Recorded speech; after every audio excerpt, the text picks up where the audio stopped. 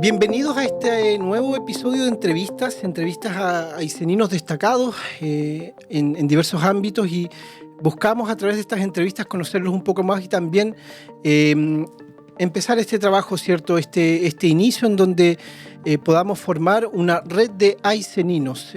Buscamos juntar la capacidad técnica, las historias y las personas que actualmente están en diversos lugares del mundo, contribuyeron al desarrollo, y buscamos que ellos puedan conocerse y puedan contribuir al desarrollo de Aicen. Comenzamos esta gran entrevista con un gran entrevistado. El entrevistado que tenemos a continuación es Juan Mancilla Sepúlveda. ¿Cómo estás, Juan? Y estamos, muchas gracias por este espacio. Gracias a ti por tu tiempo, Juan. Nos acompañas desde Temuco, ¿no? Estoy ahora en mi oficina aquí en la Facultad de Educación en Temuco, en la Universidad Católica de Temuco. Sí. En la Universidad Católica de Temuco. Mira, vamos a partir esta entrevista con una breve reseña que acabamos de preparar. Por favor, si hay algo que no corresponda, nos puedes decir. Sería súper bueno. Sí, Juan no hay Guillermo Mancilla Sepúlveda es profesor de Estado de Historia, Geografía y Educación Cívica. Es licenciado en Educación, máster en Desarrollo Regional y Local. Es doctor en Filosofía y Letras por la Universidad Pontificia Salamanca en España.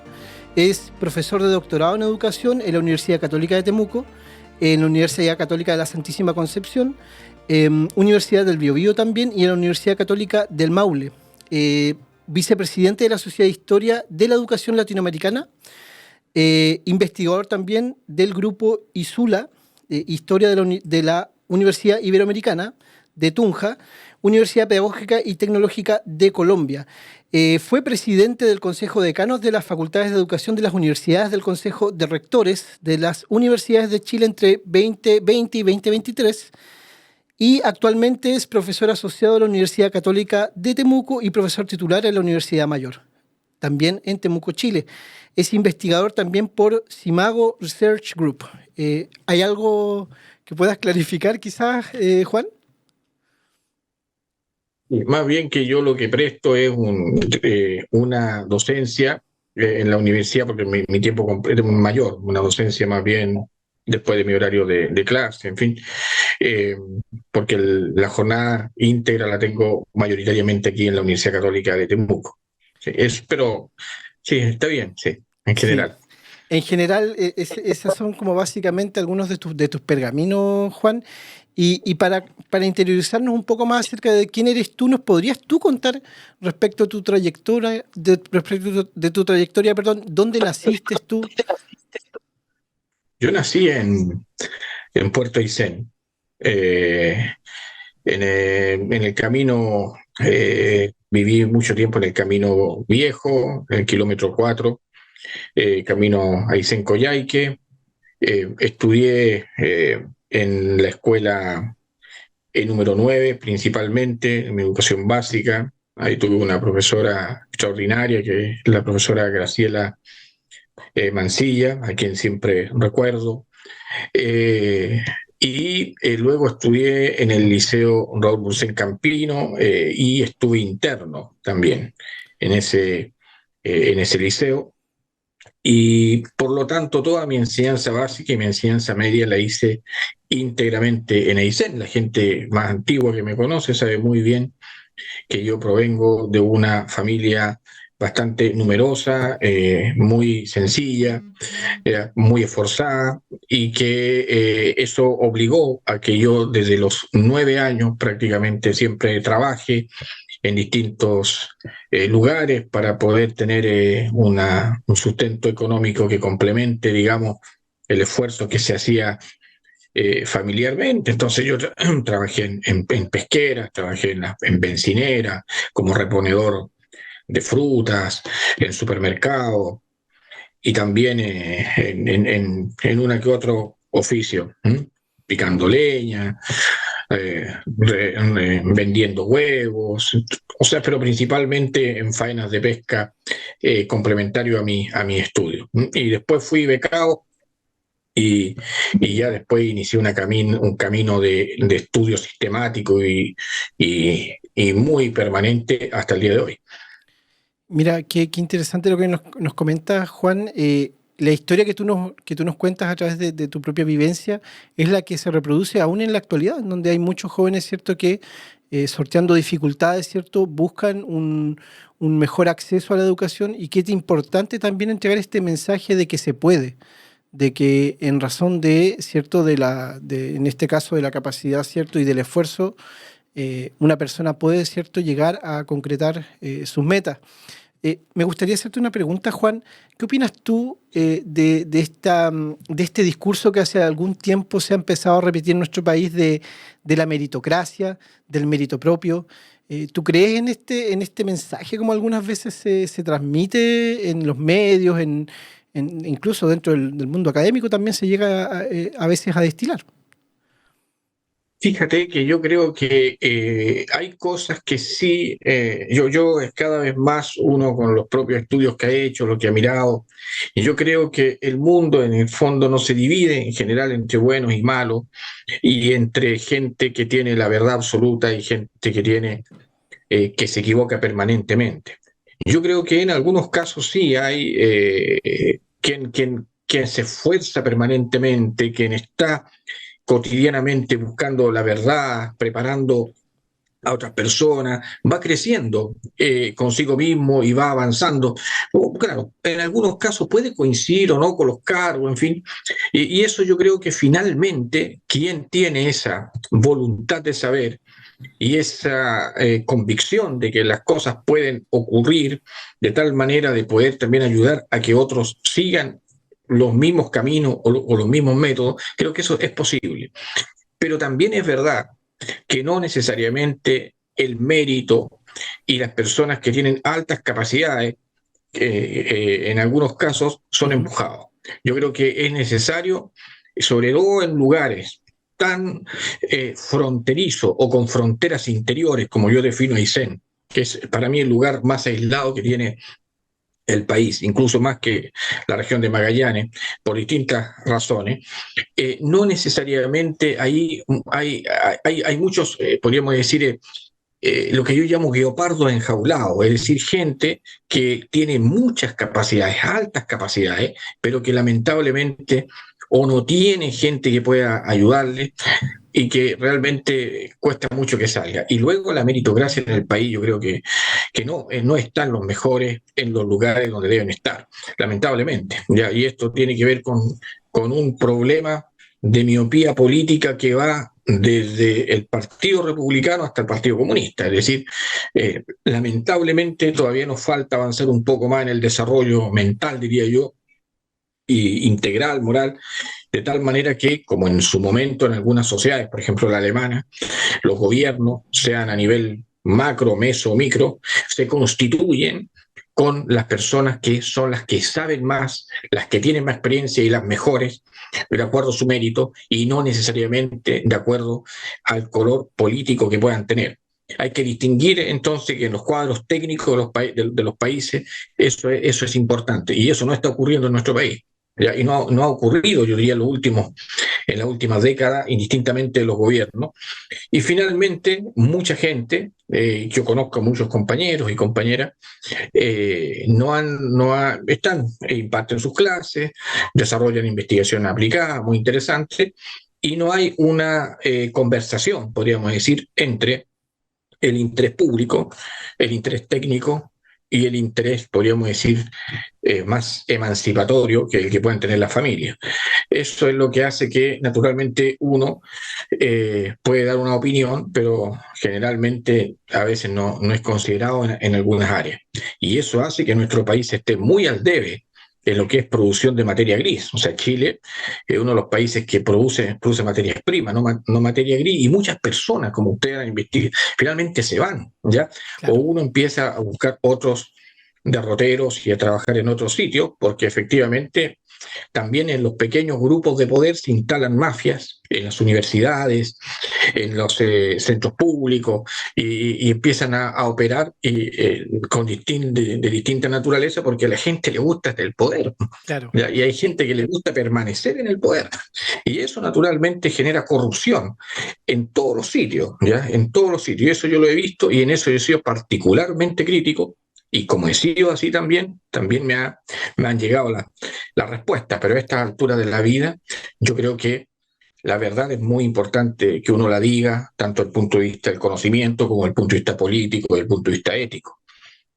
Qué interesante lo que tú destacas ahora, porque finalmente, pensando un poco en lo que tú nos acabas de comentar, este discurso, ¿cierto?, que se asocia generalmente al esfuerzo propio, ¿cierto?, la meritocracia, evidentemente tiene un componente político muy importante que ciertos sectores evidentemente lo utilizan para, cierto, en desmedro de quizás que la gente no se esfuerza mucho, no llega y por eso el país no va más allá.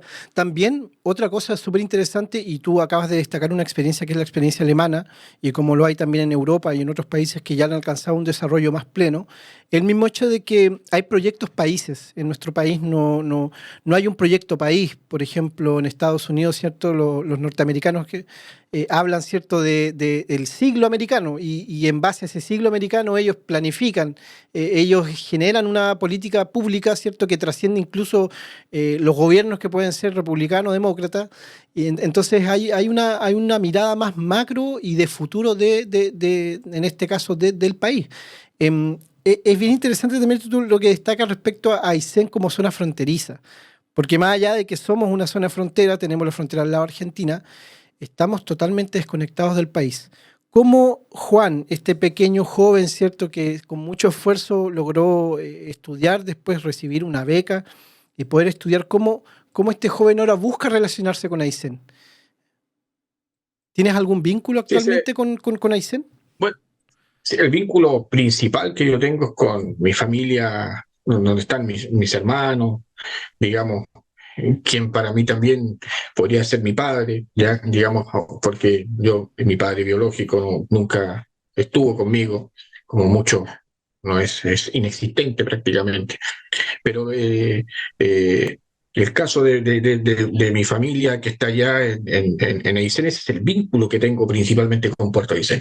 Y luego una serie de estudiantes que vienen y que me dicen, y saben que yo soy de Puerto Aysén, cuando se acercan, como cuando están en alguna situación crítica para probar algún curso, cuestión que obviamente no, para ver si es que Comparación, hay claro, a algún ver, tipo de misericordia, claro. ¿ya? Lo que por supuesto puede ser, ¿ya? Yo ahí le sumo media décima, digamos, por ser Por ser de aysenino. Aysén, no, por ser aysenino, no, más allá de la broma, es un vínculo que siempre estoy muy pendiente de lo que ahí sucede, pero curiosamente, porque nadie profesa en su tierra, por temas académicos, por temas vinculados a, a situaciones científicas, yo estoy más vinculado de hecho yo viajo más a Puerto Williams, porque soy investigador asociado además del Centro Subantártico, que está allá en Isla Navarino, voy más a Puerto Williams que a Aysén. Claro, uno debería naturalmente ir más por el tema del vínculo familiar que hay, en fin, pero tampoco uno se puede autoinvitar, no sé si me Claro, entiende, o sí, sea, claro, claro. mucha gente sabe lo que uno puede hacer, contribuir, yo tengo amigos, en fin, y uno puede contribuir, sobre todo en el campo educativo, y además creo que la universidad tiene que despegar de una vez, yo creo que ya es un tiempo suficiente de instalación, y ahí hay una potencialidad, digamos, una oportunidad importante en ese campo. Claro. Yo creo que en zonas, en experiencias como en otros países, donde el Estado no está tan presente, ya, aun cuando hayan representatividad de ellos. ¿No? Y además, ahí es necesaria una alianza que va entre lo público a lo privado, entre lo público a lo privado, una alianza también internacional de generar una política que podríamos denominar una diplomacia científica, tecnológica de alto nivel, pero el problema es que esas prácticas no se conocen y no existen y se funciona en una lógica más bien, discúlpenme la expresión, del cachureo cotidiano, una logística de un pasar y van pasando el tiempo y finalmente todo parece cambiar para que todo permanezca igual. El gato Yo creo que pardismo. hay que hacer un giro. Es claro, entonces hay que hacer un giro ahí de mediana escala porque Porque Aysén es un espacio biocultural muy potente, ¿ya? Muy potente, al mismo nivel que pueden tener, qué sé yo, los llanos de América Central, la Amazonía, en fin, en todo el sector occidental de América Latina y en el caso nuestro. Por lo tanto, yo creo que ahí hay mucho que hacer y que generar conocimiento, porque si no hay conocimiento, si no se genera conocimiento, yo no puedo, estoy tomando las decisiones en base a la opinión. Y ese es un error. En algún momento, por casuística, azar, eso te puede resultar. Pero no es una decisión que esté fundada en la evidencia científica, necesariamente. Y eso exige naturalmente ahí tomar otro tipo de decisiones. Yo creo que eso puede ser muy potente para Aysén, que además no es tan difícil porque tenemos una densidad de población baja, se sabe muy bien, digamos, todos, el mundo ahí se conoce, entonces yo creo que ahí hay desafíos, sobre todo en esas zonas que son eh, importantes, pero lamentablemente si uno mira los índices de desarrollo humano, las tasas de alcoholismo y otros indicadores que tiene Aysén, incluido hoy día los indicadores de salud mental, yo creo que son preocupantes. Son catastróficos, verdaderamente son catastróficos.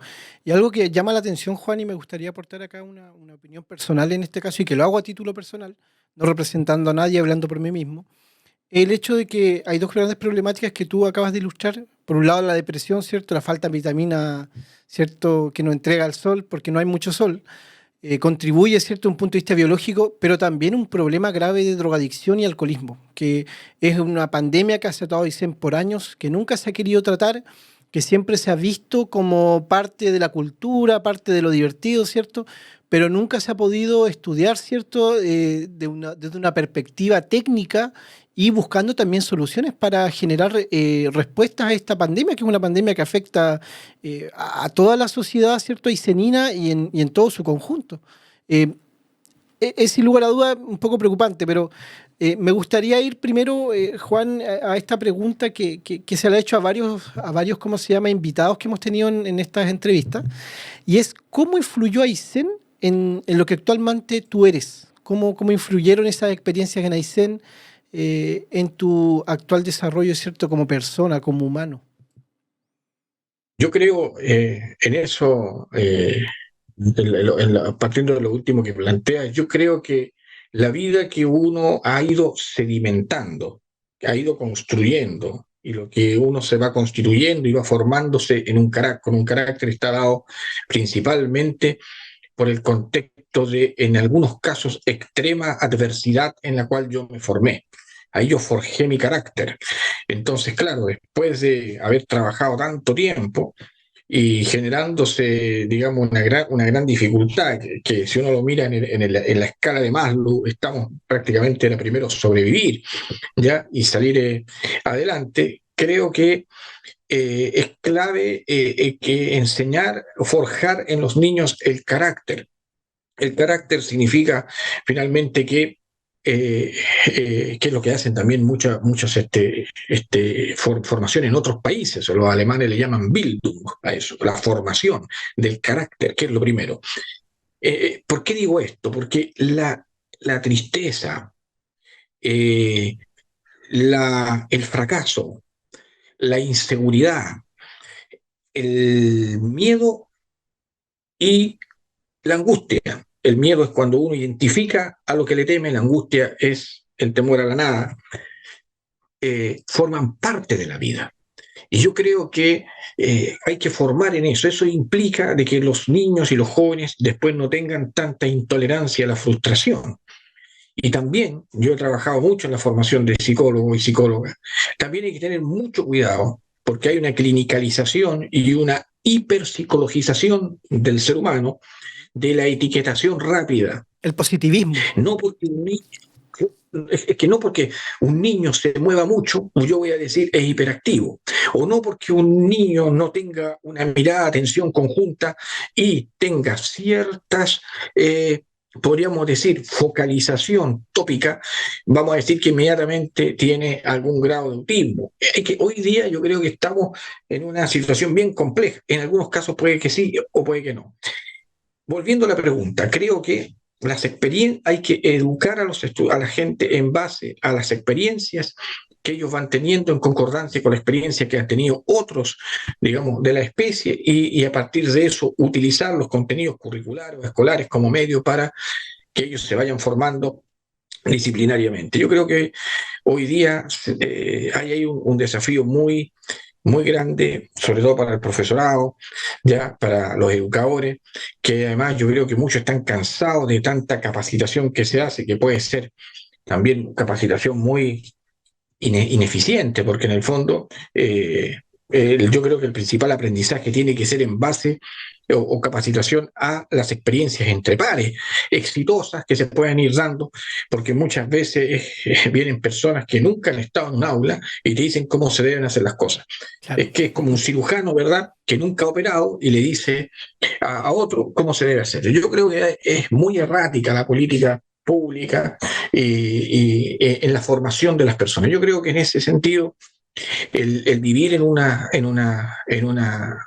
en medio del viento, de la lluvia, tú sabes todo lo que llueve en Aysén, el Sí. frío, eh, y en un ambiente tan magnífico desde ese punto de vista, unido también, yo creo que a temas que son, esto es un conglomerado de variables, no, esto no es causa-efecto, unido también al principal refugio que yo tuve y tengo hasta el día de hoy, que son los libros. A mí esos fueron mis grandes amigos, son mis grandes amigos en particular. Yo no tengo yo lo que tengo son muchísimos libros, yo tengo unos 30.000, 40.000 libros, yo no tengo propiedades, no tengo autos, podríamos decir, no tengo campo, no tengo acumulación de dinero en cuentas corrientes, yo lo que tengo son libros y a veces prefiero leerme un libro que conversar con alguna persona porque aprendo más. Claro. Digamos, es un problema más personal, ¿ya?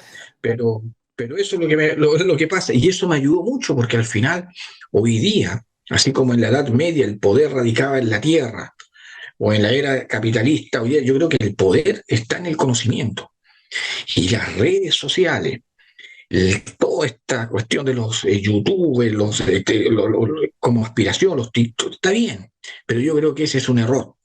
Yo creo que es muy importante que nuestros niños puedan tener horas dedicadas a lecturas lentas. En Europa se está volviendo a eso, a reflexión, pensamiento profundo, un manejo adecuado de las emociones. Tú no puedes tener una irascibilidad, enojarte por todo, pero eso hay que educarlo. Y ahí yo creo que hay un problema. Hay un trabajo que sin lugar a dudas debe realizarse y es importante también tener esta mirada crítica y también consciente de lo que es la realidad. Atravesamos una época en donde la información que antiguamente, ¿cierto? Como tú acabas de señalar, incluso en la época de la Edad Media, ¿cierto? Y la antigüedad, quienes ostentaban el poder político, ¿cierto? Militar y económico, hacían de todo para que el conocimiento no se entregara, ¿cierto? Al común de las personas y actualmente vivimos, yo siento un proceso muy similar, pero ahora desde una perspectiva de que hay sobreinformación, hay mucha información basura que ronda, entonces ahora tú tienes poca certeza si tú quieres encontrar, tienes que saber encontrar, tienes que saber buscar, perdón, muy bien para poder llegar a esta búsqueda de la verdad. Sin lugar a duda, importante lo que tú dices, Juan, de la resiliencia y cómo formó tu carácter, Aysén, y cómo es de importante, ¿cierto?, tener una conciencia de sí mismo en el plano, ¿cierto?, y en el ámbito en el que uno habita. Tú nos comentabas entonces que estudiaste, ¿cierto?, en la escuela E9. Ahí recuerdas a una profesora, Graciela Mancilla, y también el Raúl Brussein, dos establecimientos que se encuentran uno al lado del otro. Y bueno, y tú Hoy también, día sí. en la actualidad, claro. ¿En tu época no era así? No, estaba en Rivera Sur. El liceo estaba muy unido al Liceo Politécnico.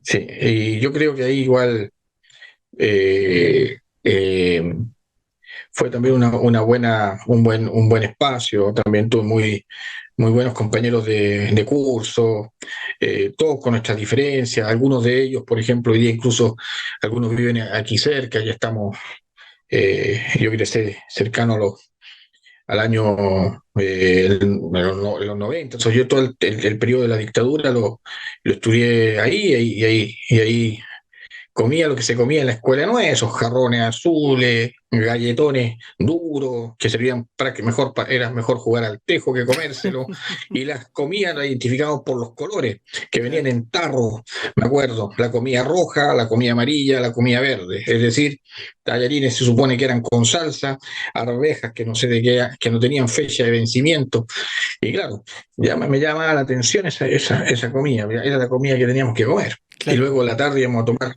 como quedamos con hambre, con los compañeros de curso íbamos a tomar leche a la Cruz Roja. La Cruz Roja que actualmente, bueno, antiguamente estaba emplazada en, me parece, no sé si habría seguido en el mismo lugar, en calle Sargento Aldea, y hasta hace pocos Sí. años todavía se repartía leche en la Cruz Roja. Actualmente el edificio que se ocupaba ahora, No, yo ahí tuve, hay personas muy importantes en mi vida y yo jamás las he olvidado, aunque no las llame. Por ejemplo, el profesor Luis, el profesor, y para mí prácticamente como un mentor, un padre, Luis Oyarzún, es una persona muy importante en mi vida, su esposa que falleció, Mildred Esquer, en fin, que eran de Antofagasta y Puerto Montt respectivamente, son personas que, hay personas en la vida de uno que las marcan y que fueron importantes en determinadas etapas y que uno siempre tiene que, en espacios como estos, relevarlas. Siempre hay algunas personas. Ahora, yo creo que lo importante es tratar de salir adelante y cómo uno está más en el ámbito de las humanidades, ya, pero hay otros compañeros, ¿verdad?, que también yo sé que están en otros sitios, en el ámbito de la ingeniería, en el campo de la arquitectura, de la medicina, y yo creo que sería muy potente poner a disposición en algunos proyectos que puedan ser prioritarios las capacidades, la experiencia, para poder salir adelante. Cuando comentabas tú el tema de la droga, un país que yo conozco bastante porque trabajo allá, tengo que estar, de hecho, hace 2 semanas, como les comentaba tu compañero, estuve en el Amazonas con indígenas, Huitoto, Yucuna, en fin, y ahora el 23 voy a Ibagué nuevamente a Colombia. Por lo tanto, es un país que conozco muy bien y sé cómo han salido adelante. Por ejemplo, un ejemplo interesante es Medellín. Imagínate lo que significó Medellín para lo que es la droga, un país donde la droga fue muy fuerte, esto había un problema, es hoy día la ciudad más importante que tiene prácticamente Colombia. De hecho, Medellín tiene metro y Bogotá no, por claro. colocar un ejemplo de la tecnologización a la cual llegó esa ciudad. Entonces yo creo que particularmente Aysén, Puerto Aysén, Coyhaique también, ¿verdad?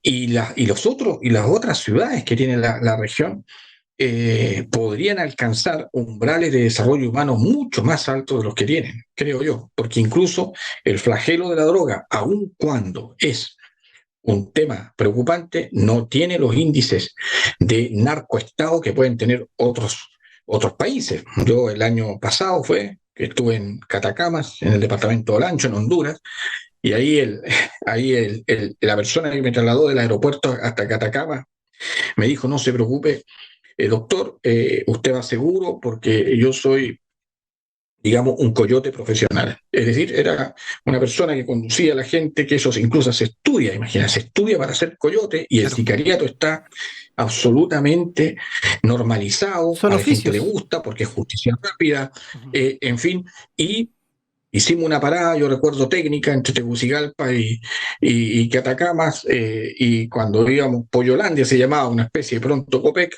a ir al baño, tomar un café, y ahí me dijeron, deje su revólver, yo dije, no tengo revólver, entonces me dijeron, pero tiene que encontrar, y tú, al final tuvimos que arrendar por unas cuantas lempiras, que es la moneda de Honduras, y andar con revólver y todo. O sea, mira, nuestra realidad es compleja, pero no tiene los umbrales que pueda tener otros países. Otro país en el cual yo visito permanentemente ante el 99% de mi entorno en contra y con quien trabajo es Venezuela.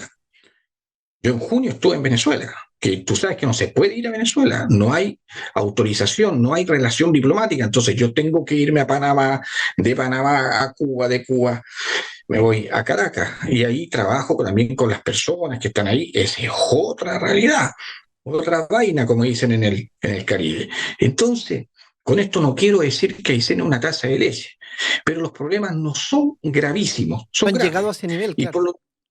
Claro, por lo tanto hay que anticiparse y yo veo que esa anticipación no está porque lamentablemente la gente opera de acuerdo a lo que conoce. Y si no conoce tanto y no tiene las herramientas técnicas, va a actuar intuitivamente. Entonces yo creo que ahí es donde hay que avanzar.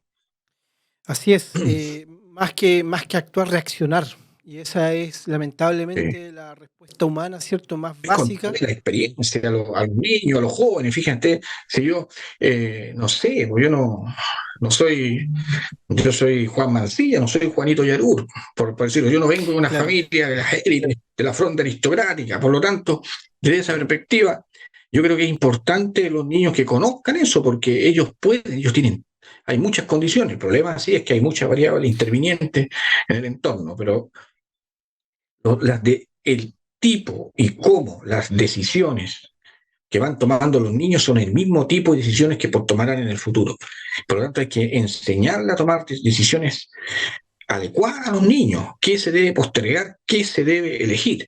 Y como elijan ahora, van a elegir después. Y ese es un tema relevante y las familias hoy día lamentablemente se han transformado son más en amigos de sus hijos que en sus padres.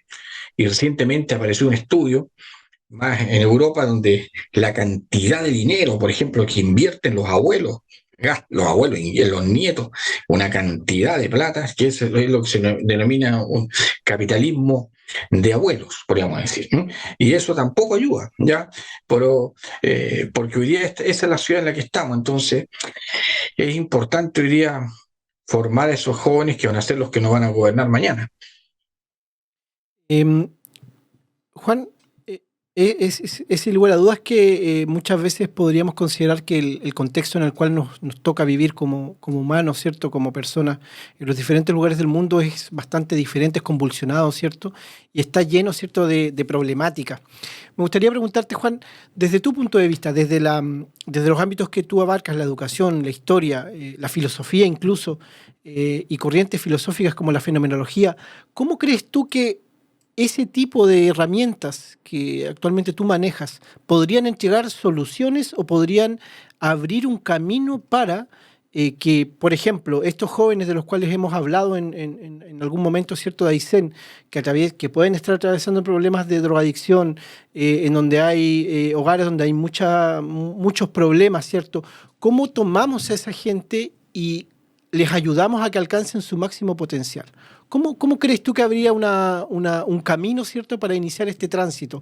No hay fórmula mágica, eso lo tenemos súper claro. Pero ¿cómo crees tú que debería comenzar este camino? Que sea algo que ya se sabe, ya. Yo creo que siempre frente a cualquier tipo de problemas es muy importante tener un diagnóstico claro y lo más certero posible. Uno podría decir estamos llenos de diagnósticos. Yo creo que a veces hay diagnósticos que no están bien hechos y uno no logra tener el escenario, el panorama global o completo. Yo creo que eso es lo primero. Y luego es muy importante, creo yo, en todo el campo, yo voy a hablar principalmente del campo científico, epistemológico, como tú dices, desde lo que es la filosofía de la ciencia, porque eso ha ayudado a que el mundo mejore.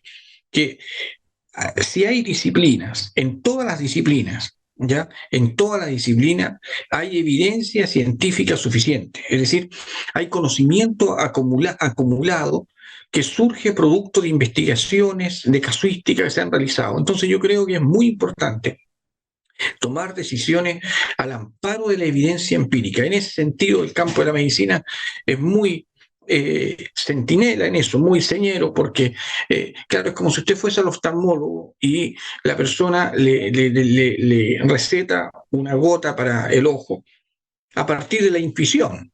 No, te recetan la gota a partir de la evidencia científica disponible en el campo del urbanismo, en el campo como el que me mencionas, de la psicología del desarrollo, o en el campo del ámbito sociológico, de lo que tiene que ver, yo tengo que tomar decisiones en base a la evidencia científica disponible, a los datos que tenemos, a los que hemos generado. Y muchas veces puede que no hemos generado suficientes datos en nuestros territorios. Ahí lo que toca muchas veces es hacer adaptaciones técnicas y a partir de eso tenerlo como uno de los insumos más importantes, tal vez no el único, ya porque hay elementos contextuales que pueden ser muy específicos, pero yo creo que no se están tomando decisiones al amparo de la evidencia científica disponible, porque no hay una cultura científica para la toma de decisiones, sino que a veces incluso son decisiones que son bastante no razonables, ilógicas, absurdas, o muy intuitivas. O sea, el consejo que se le puede dar a una persona que tiene una dificultad importante con la droga es el consejo que le podría dar, qué sé yo, mi abuelita. Eso no sirve. Lo que sirve aquí son decisiones que son de otra naturaleza y que en algunos casos le corresponde el campo de maniobra al profesorado o al ámbito de la psicología y en otros le puede corresponder a otro ámbito y en otro también le puede corresponder al ámbito jurídico cuando la situación es irreversible y el tratamiento requiere que esa persona, aparte del tratamiento, sea farmacológico o de otro tipo, tenga también que estar privada de libertad porque puede ser un peligro para la sociedad, eso también hay que considerarlo. Claro, también la fuerza, ¿cierto? Y el uso, ¿cierto? Racional de la fuerza está involucrada, evidentemente.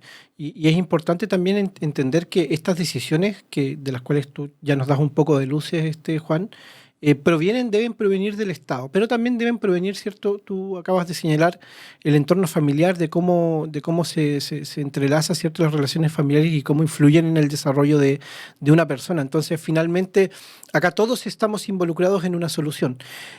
Respecto al diagnóstico, a los datos, a la evidencia científica, ¿tú consideras que hay algún tipo de herramienta específica que puede contribuir mayormente a recopilar estos datos a través del método científico, evidentemente, o de la experiencia actualmente disponible? Me refiero a algún tipo de estandarización de estudios o otro tipo de herramienta. Como, bueno, y esto está disponible para todas las personas, no necesariamente para la gente que se involucra en lo que significa el conocimiento científico. Hoy día el conocimiento científico se difunde principalmente a través de artículos científicos, es decir, papers que están disponibles, la mayoría en open access en la web. Y yo creo que sería muy interesante, incluso que en la propia escuela, en los colegios, en los liceos, cuando se desarrollan, entre comillas, esos trabajos de investigación, que no son trabajos de investigación, a los estudiantes desde niños se les obligue, disculpen la palabra que voy a decir, se les exija, mejor, ¿verdad? Que puedan fundamentar sus apreciaciones desde la evidencia empírica. Existe una serie de herramientas que van desde Simago, digamos que es una plataforma importante, un grupo que es el que genera el ranking científico de las universidades, qué sé yo, en fin, que es un grupo con el cual yo he colaborado. Formo parte también de un grupo ahí de personas. Ahí hay herramientas poderosas. Entonces, imagínense, porque esto yo lo he visto en otros países.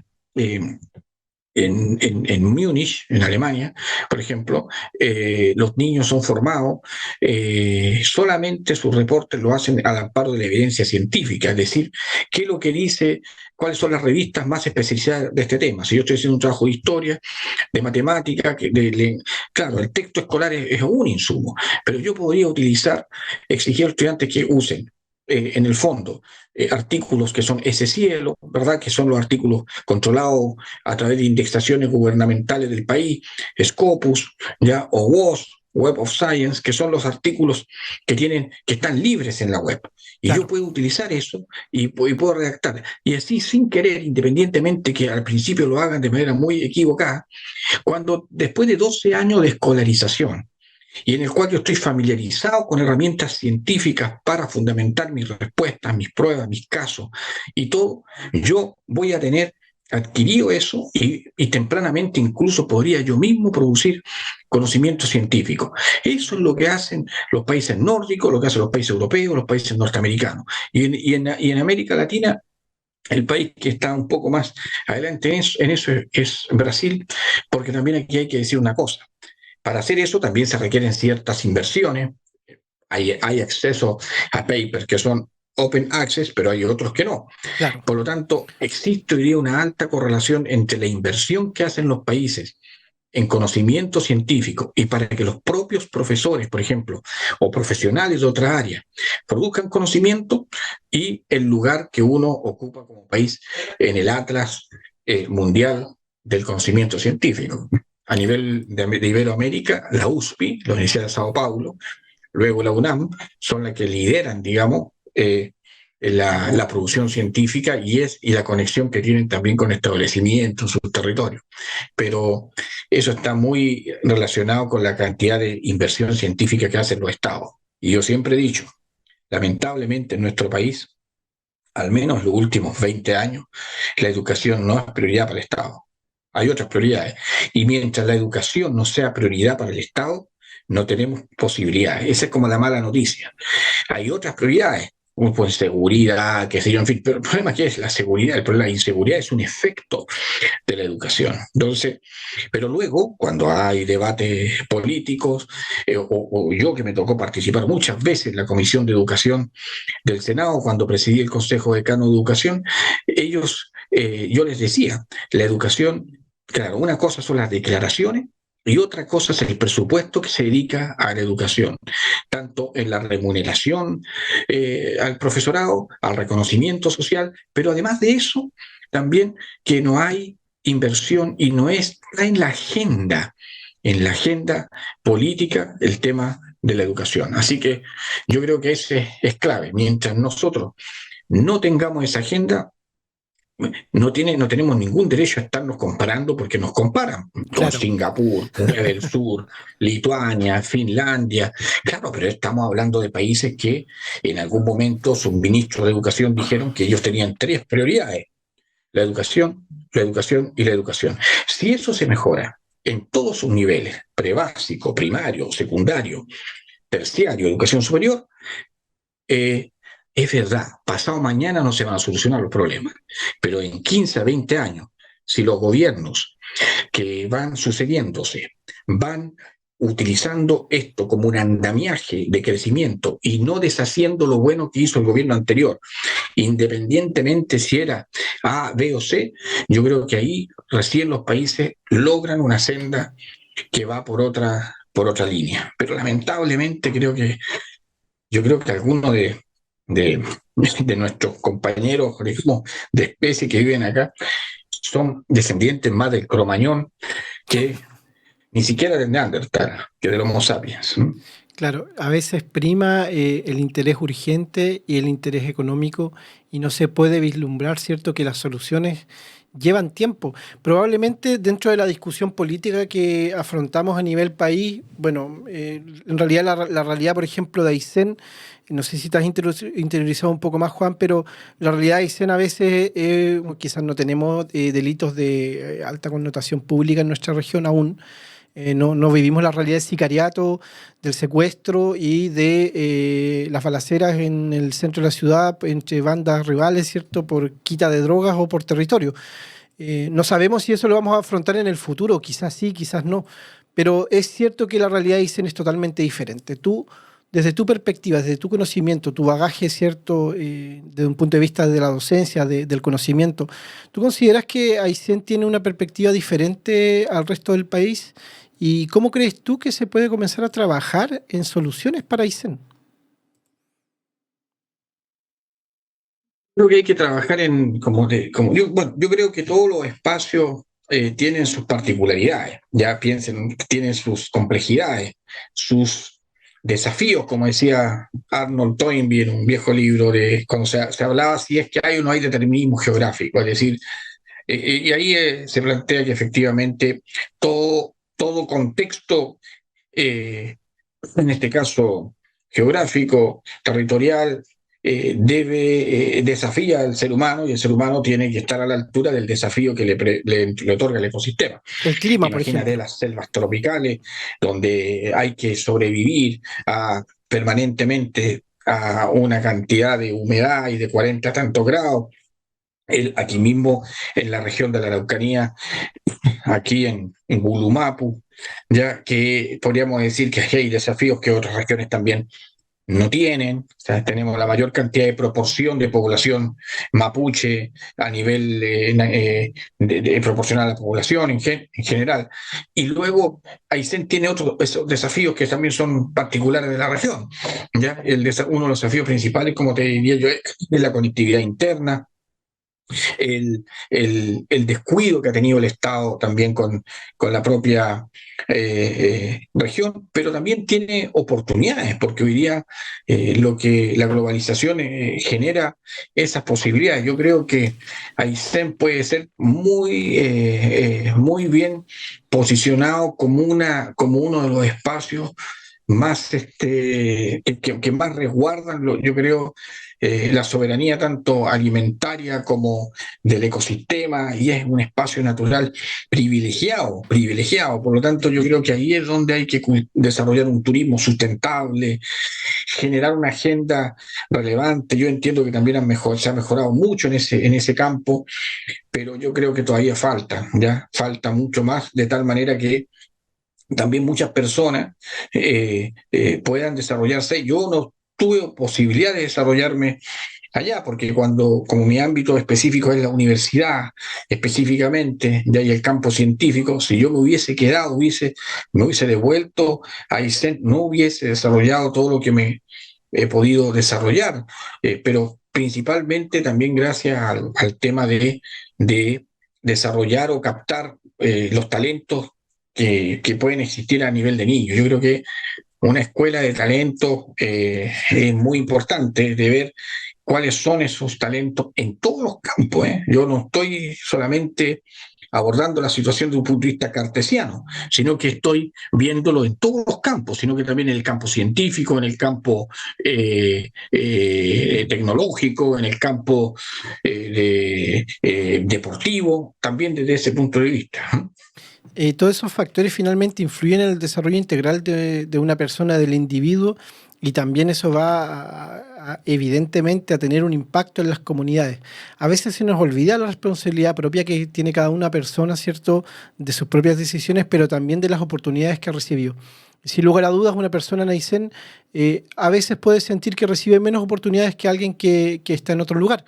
Pero más allá de esa mirada que de repente uno pueda tener un poco pesimista, es importante, y por eso surge esta inquietud de Red de Ayseninos, de en el fondo juntar, ¿cierto?, a estos ayseninos que están esparcidos, ¿cierto?, la diáspora de ayseninos, ¿cierto?, que está repartida en el territorio nacional, que como es tu experiencia y tu historia, Juan, muchos tuvieron que irse por necesidad, muchos tuvieron que irse de la región porque no había una posibilidad mejor para desarrollarse intelectualmente, profesionalmente, familiarmente.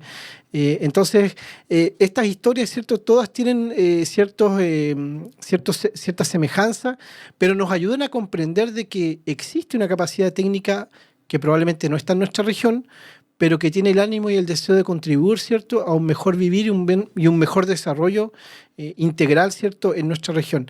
Ya estamos concluyendo esta entrevista, Juan. Sin lugar a duda, el tiempo ha pasado volando, ha sido muy rápido. Hay algunas cosas que han quedado pendientes, pero esperamos, ¿cierto?, y te extendemos ahora la invitación a poder participar de esta red de ayseninos que estamos formando, un grupo, ¿cierto?, también de ayseninos, valga la redundancia, que tenemos el foco puesto en que nuestra región se desarrolle aún más de lo que lo está haciendo, y quizás a un ritmo más acelerado del que actualmente lo está realizando. ¿Qué opinas tú? Y para cerrar, quizás unas palabras al cierre, Juan, de esta idea, y otra pregunta dentro de la misma. ¿Cómo verías tú a Aysén en 10, en 20 años más? Eh, Bueno, lo primero es reiterar mi agradecimiento y felicitarles por esta iniciativa que es generar redes. Hoy día el mundo funciona desde esa perspectiva, y sobre todo para quienes tenemos un vínculo afectivo. Yo en todos los sitios digo donde nací, de dónde vengo. Es una cosa que a mí me enorgullece. Eso es lo primero que quiero plantear, sin ser regionalista ni nada. Yo creo pero que eso es lo primero, agradecer. Segundo, también, en el mismo sentido, es poder poner a disposición y todo lo que uno puede ayudar a contribuir con la red. Yo estoy desarrollando ahora, por ejemplo, tal vez lo único que estoy haciendo con Aysén, unos estudios que está financiado también por un proyecto Fondesit sobre la figura de Hans Stephens, que es muy importante en la región, un geógrafo prusiano. De hecho, el 12 de diciembre, el 13 de diciembre viajo a Alemania, a Polonia, hasta el 24-25, al Instituto Iberoamericano de Berlín. Ahí hay mucha información de ISEM, porque es la biblioteca de habla hispana secundaria más grande del mundo. Entonces nosotros podemos, desde nuestros propios campos, otros lo harán, colegas de otro ámbito, poner en contacto instituciones a nivel mundial que están preocupadas de verdad del patrimonio. Imagínense, Hans Stephens fue un personaje importante, hay calles en Aysén del doctor Stephens, de verdad que están ahí, que forman parte del patrimonio de las primeras personas que llegaron ahí. Y luego también poner a disposición todas las redes que uno pueda tener para poder contribuir al desarrollo de nuestra querida Patagonia y dicen, sí, y sin ningún tipo o sea, de manera incondicional, sin ningún tipo de cosa de por medio. Yo creo que existe esa disposición. Así que yo creo que lo que podemos hacer es ponernos después seguramente en contacto con otros colegas y ver en qué uno puede apoyar. Y cómo uno se imagina Aysén. Yo creo que si Aysén sigue o la región sigue como está, pues, tomándose algunos tipos de decisiones, va a permanecer igual, si esa es la verdad las cosas. Yo no, me imagino una ciudad maravillosa. Yo creo que las cosas pueden permanecer igual, ¿ya? Porque aquí hay cuestiones que finalmente se mantienen, ¿ya? Entonces hay un establishment y con eso es suficiente. Es decir, yo creo que una persona en la vida tiene que hacer más allá de ganarse el sueldo y poder vivir, qué sé yo, bien, pasarlo bien con ciertas prácticas de hedonismo, o uno tiene que ver qué es lo que puede uno contribuir, digamos, para mejorar. Yo creo que ahí es donde falta una agenda interdisciplinaria, interinstitucional, local, es decir, que combine la mirada global con lo local, pero de verdad, digamos, sin intereses mezquinos, de tal manera de decir, este es mi plan estratégico en el campo educativo, en el campo de la salud, en el campo de lo que significa la atención a los mayores, que es muy importante. Las personas mayores hay que atenderlas, porque ellas fueron las que permitieron que uno esté aquí. ¿Cuáles son esos proyectos? Y ahí yo creo que a partir de esa agenda uno puede solicitar recursos a nivel internacional, de agencias que están disponibles para eso, pero sin proyectos, sin creatividad, sin horizontes claros, prospectivos, robustos, que estén lejos de lo que es toda la cantinflería, la palabrería que tienen los políticos. No hay posibilidades, ¿ya? Incluso podría estar peor. Entonces, eso es lo que yo diría, y reitero yo los agradecimientos a ustedes por esta amable invitación, que me permiten también a mí reflexionar sobre distintas cosas y bueno, y traer nuevamente a mi conciencia la tierra donde yo nací. Muchas gracias, Juan, por tu aporte, por lo que estás haciendo y ayudando al desarrollo de nuestro país, y te agradecemos también ese ánimo y esa disposición a poder colaborar con nosotros. Vamos a estar en contacto y esperamos tenerte también trabajando en esta red, ¿cierto? Y contribuyendo a proyectos que cambien vidas y que te cambien a la comunidad. Te agradecemos. Y a todos ustedes que nos han escuchado en esta entrevista, les dejamos la invitación a que puedan dirigirse a través de la web a reddeayseninos.com para conocer más acerca de nosotros, de lo que hacemos, de lo que vamos a hacer, y esperamos que tengan un muy buen día. Que estén muy bien.